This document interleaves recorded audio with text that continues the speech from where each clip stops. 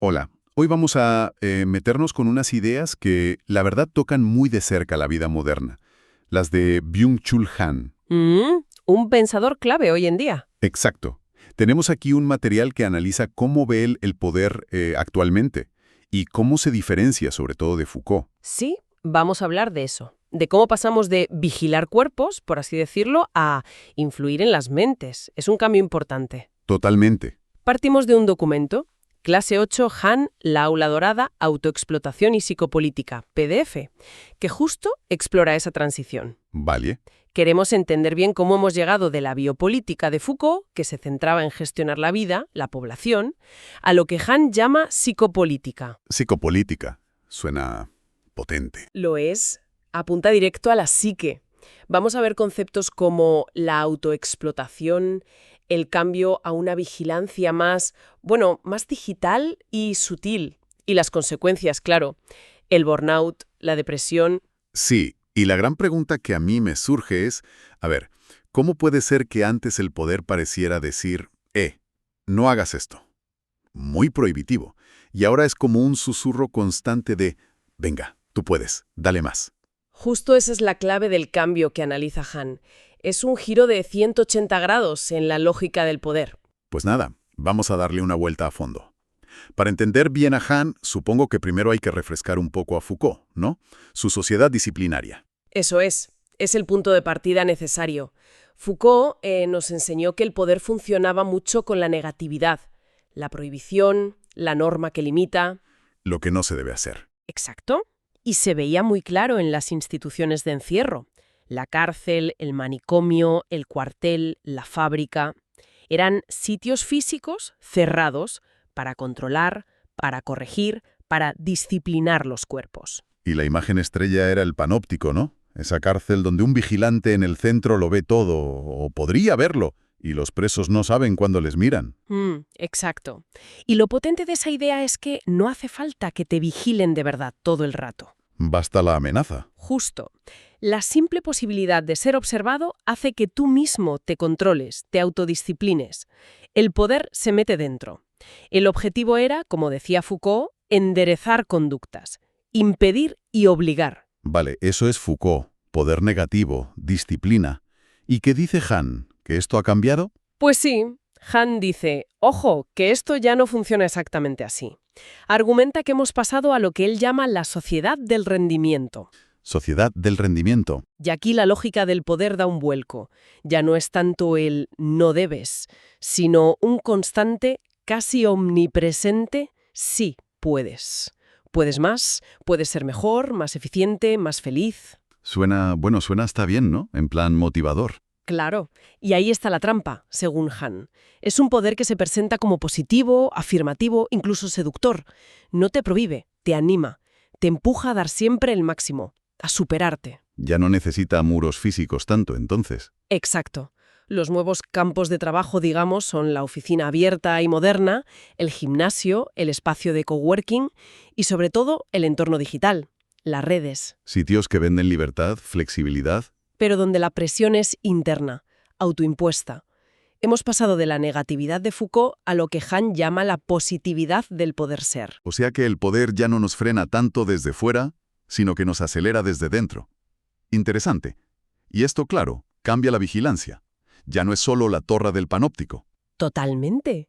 Y aquí Han introduce otro concepto clave, el pansóptico digital. Es como una evolución del panóptico de Foucault. Pansóptico. Pan de todos. Sí, si en Foucault teníamos una vigilancia más bien vertical, desde un centro, la torre, impuesta, donde el sujeto era pasivo, era el vigilado, Ujú. ahora, en el pansóptico, somos nosotros los que nos ponemos bajo los focos. Y voluntariamente. Ahí le has dado. Publicamos todo. ¿Qué hacemos? ¿Qué pensamos? ¿Qué nos gusta? ¿Dónde estamos? La visibilidad ya no se impone, se busca activamente. Queremos ser vistos.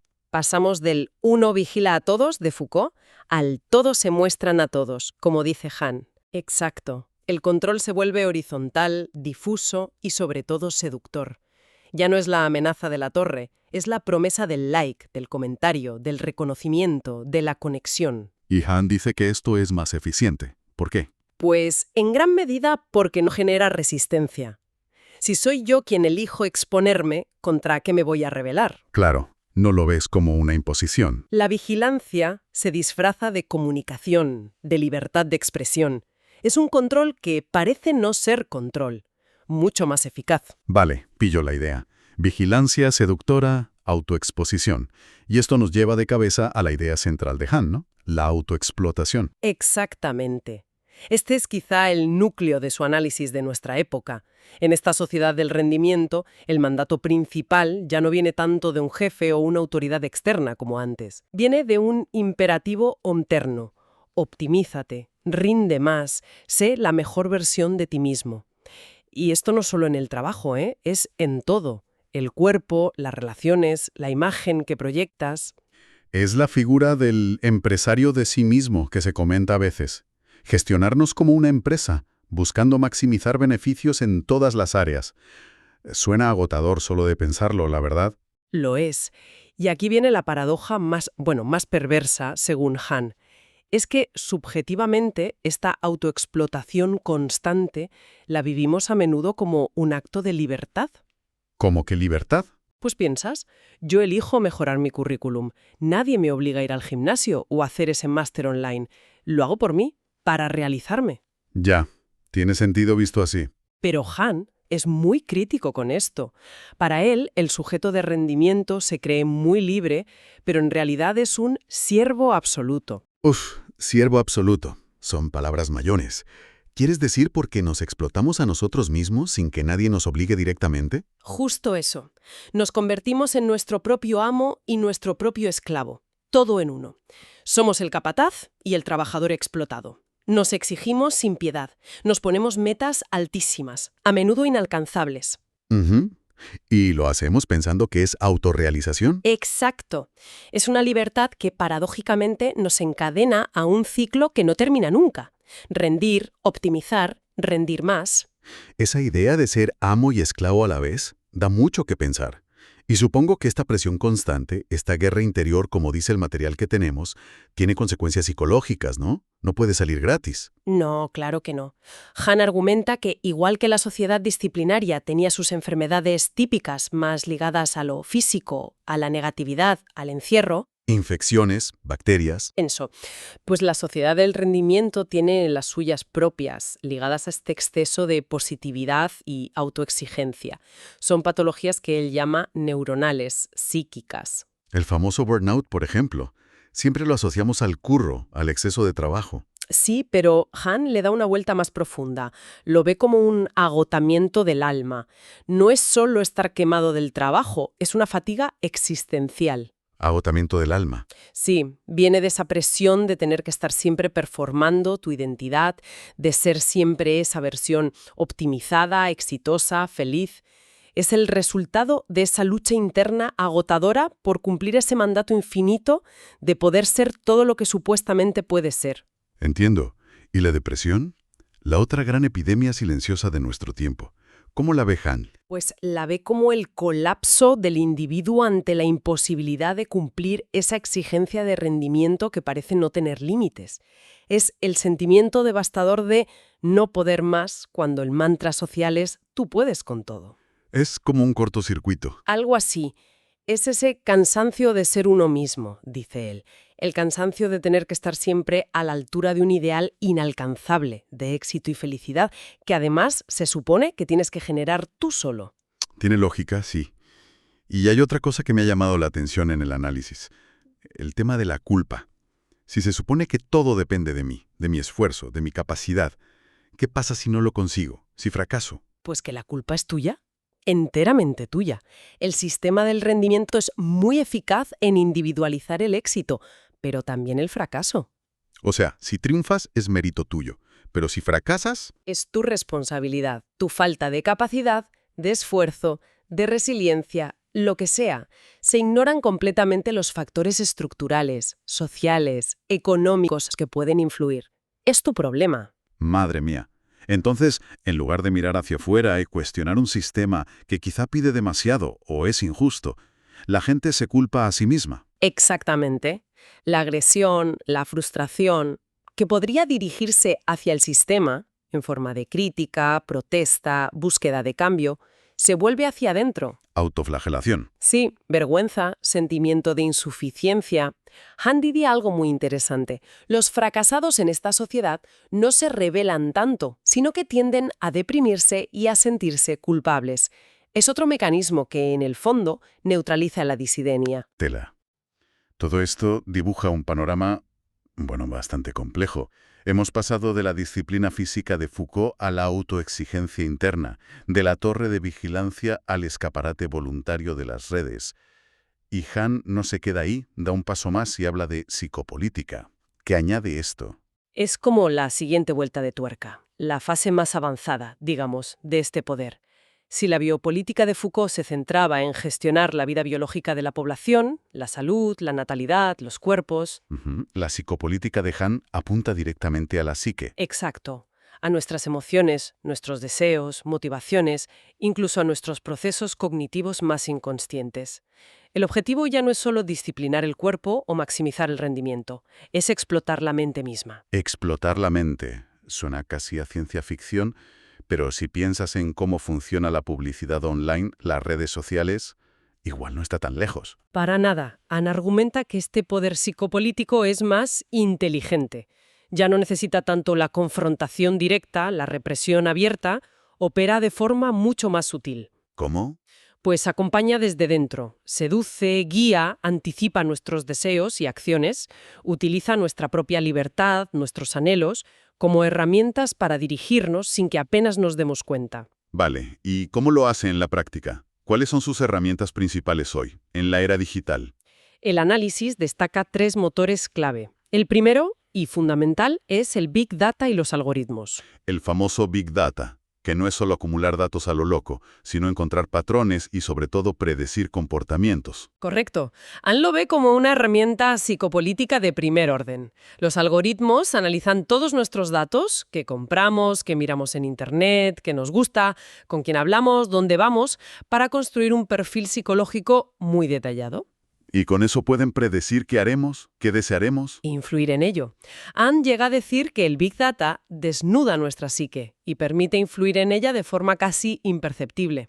La frase esa de que saben lo que queremos antes que nosotros mismos, pues va por ahí. Da un poco de yuyu, ¿eh? Eso de que saben más de nosotros que nosotros mismos. Vale, Big Data y algoritmos. ¿Y el segundo motor? Tiene que ver con lo que decíamos antes del pansóptico. Sí, es la transparencia voluntaria. Nuestra disposición a compartir cantidades ingentes de información personal en redes sociales, blogs, aplicaciones. Ese desnudamiento digital del que hablábamos. Somos nosotros los que alimentamos a la bestia del Big Data. Exacto.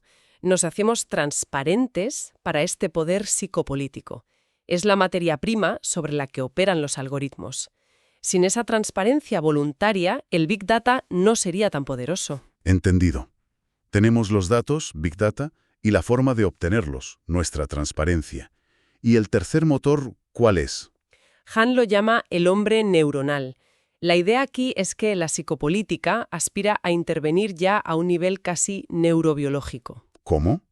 Piensa en el diseño de muchas plataformas digitales, cómo están hechas para ser adictivas, las notificaciones constantes que te sacan de lo que estás haciendo. Las recompensas intermitentes, como en una máquina tragaperras, el scroll infinito que nunca acaba. Exacto. Todo eso está diseñado para captar nuestra atención y mantenernos enganchados, jugando directamente con nuestros circuitos cerebrales de recompensa, de dopamina. Buscan hackearnos el cerebro, por así decirlo. Sí, buscan optimizar nuestros mecanismos neuronales de placer y atención para maximizar nuestro rendimiento como usuarios. Que generemos más datos, que consumamos más, que estemos más tiempo conectados. Es llevar la lógica de la optimización hasta las últimas consecuencias, hasta el nivel neuronal, para hacernos más explotables psíquicamente.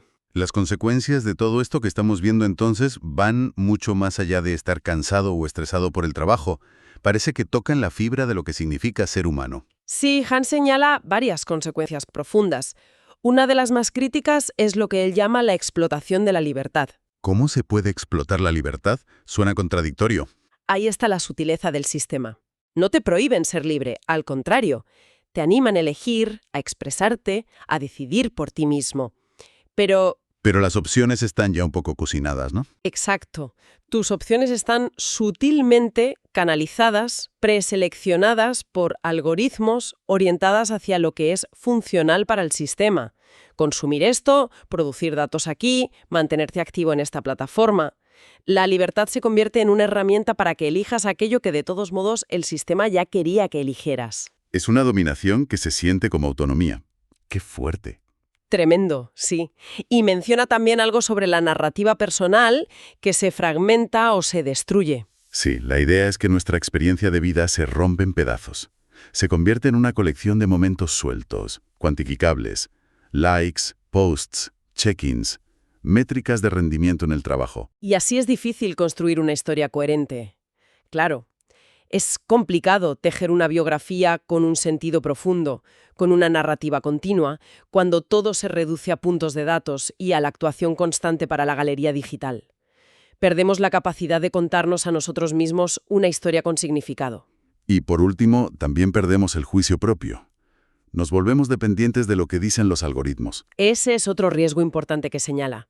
Al delegar cada vez más decisiones, qué música escuchar, qué noticias leer, qué ruta tomar para ir a un sitio, incluso a quién conocer, en los sistemas algorítmicos, Nuestra propia capacidad para juzgar, para evaluar, para decidir por nosotros mismos, se puede ir atrofiando. exacto.